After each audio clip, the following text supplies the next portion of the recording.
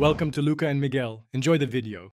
You begin by measuring for consistency. Scale the recipe to your target batch size.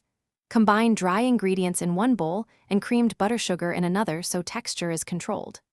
Once done, add eggs one at a time and alternate with milk to prevent overmixing, because texture matters for repeatability.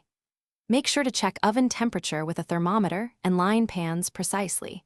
This avoids uneven bakes and saves product loss when you scale up for orders. You now focus on controlled mixing and portioning for uniformity. Mix at medium speed until just combined so you preserve a tender crumb, and explain why. Overbeating develops gluten and ruins texture. Next, portion batter with a 60 ml scoop to guarantee consistent size and baking time. Consistency keeps cost predictable.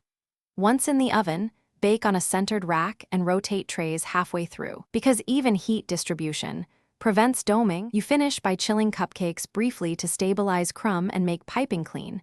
This also improves shelf life slightly. Pipe consistent swirls using the same tip and pressure, then weigh and label each box with batch date and allergen info to meet customer expectations. If texture or rise is off, check leavening age and oven calibration first, because those are the most common failures. Finally, sample one for flavor balance and adjust butter to sugar ratio. Next, run to refine your product. Thanks for watching and please subscribe. It's the best investment you'll ever make.